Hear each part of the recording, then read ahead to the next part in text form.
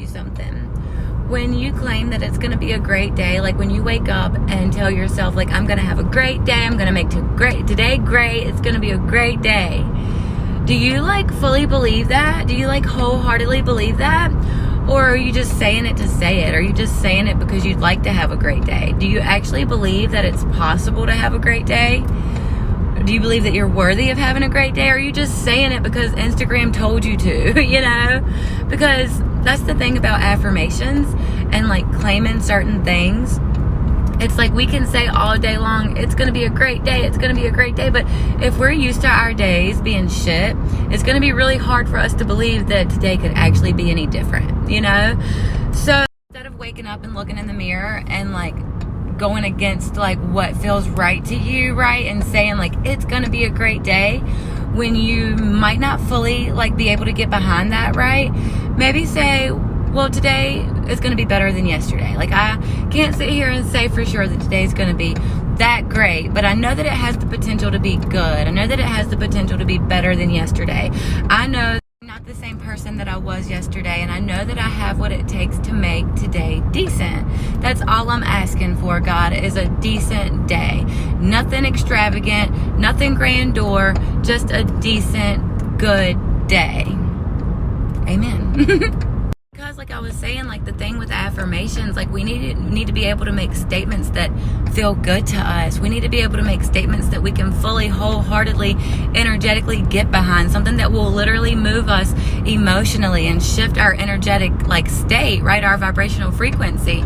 So we can't sit in the mirror and like feed ourselves bullshit, because we're not going to be here for it, you know? Like we're going to be able to like call it and be like, no, that's not true. That doesn't feel right.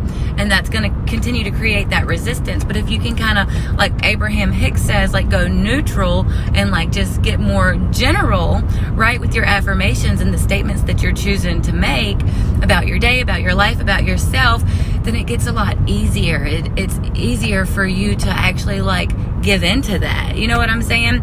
It's kind of like when we're not able to accept compliments. So somebody walks up to you and says like, oh my God, you're so pretty, but you don't believe that you're so pretty. So it's like you're going to think that they're full of shit, you know? And it's like you're not going to be able to accept it. Like you'll say thank you because like your mama taught you manners, like, and you have respect, and like, but it's not because you really appreciate it, because you don't believe them. Like do you get what I'm saying? So it's the same thing with our affirmations. Like we have to be able to make statements that we can get behind, something that will move us emotionally and in return move us physically, because like we have to take some kind of action to close the gap. But that's the thing, it's hard to move. We feel paralyzed and stuck because of everything that's going on in here and in here, you know? So if we can figure all this shit out, it'll be a lot easier and a lot more fun. It'll feel a lot like more effortless and natural. And you know what I'm saying? It doesn't have to be fucking hard. But if we're trying to like force and push, and we're like tuned into our masculine energy, trying to like things happen, even though like we're not in alignment, even though it's not something that we feel like we want to do, right? And there's so much chatter about like discipline and, you know, like, you know, do it anyways. And I do believe that self-discipline is a form of self-love, but it doesn't feel like discipline. It doesn't feel hard.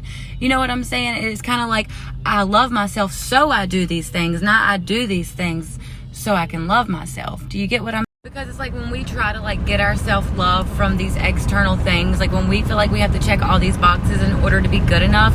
So we say, okay, I'm going to go to the gym so I can love myself. Like I'm going to go to the gym because I love myself, but I'm going to go so I can, right?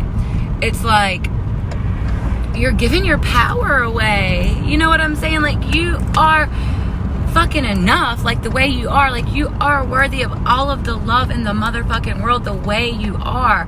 So let that be your reason for going to the gym, because you are love, not because you need love from yourself. Do you get what I'm saying? Does that make sense? Like, let me try to think of a better way to put this to make it make sense. So say you're not happy. Say that you don't have a whole lot of self-love, right? And you don't feel like you can be happy or love yourself until you do these things, aka checking the boxes, going to the gym, losing the weight, whatever it is that you feel like will make you happy, finding the man of your dreams. Like, too much traffic, got distracted. Whatever you feel like like it is that you need in order to be happy. Like, it's kind of like a means to an end. When I get this, then I can have that. When I finally get my dream job, then I'll be happy, right? But like, that's like I'm saying, giving your power away to all these external sources when you are at its core, at your core, fucking love. Do you get what I'm saying? Like, you are, I got chilies, like you are enough. All of these external things get to add to that, right? Like the way my friend Linda put it to me a long time ago when she was kind of like helping me work through some of my codependency issues. She was like, let the man be the cherry on top. Like, the man is supposed to complement everything that you already fucking are, right? It's not supposed to complete you or make you whole. Like, I'm not half by myself, right? This is the way that she put it to me years ago. She's like, I'm not half, like, you're not half fucking person, like you're not half a fucking soul, like you don't have half a fucking heart or half a brain. Like, I mean, basically is what she was like trying to tell me, but with other words. But she did tell me, like, you're not half a person. You get what I'm saying? So it's like, you don't need somebody or anything to completely complete you or make you whole. Like, you are whole and full all by yourself as soon as you realize it. Like, all it takes is the realization, the aha moment, right? But there's like so much shit that has to lead up to that realization, because it's like we've been telling ourselves these same stories for years about how we're not good enough and like all these things. We've had more than enough experiences to validate these thoughts, these like false ass beliefs about ourselves and the world and the way it gets to work for us. So it's like going to take a lot of intentional work, and that's the thing.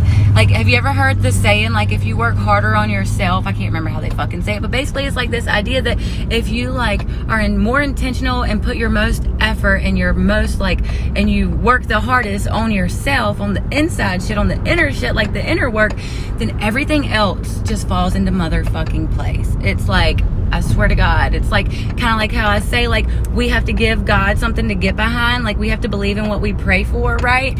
And so it's like stars start aligning, mountains start moving. You get what I'm saying? Things start shifting in ways that we can't see the moment that we start doing this work.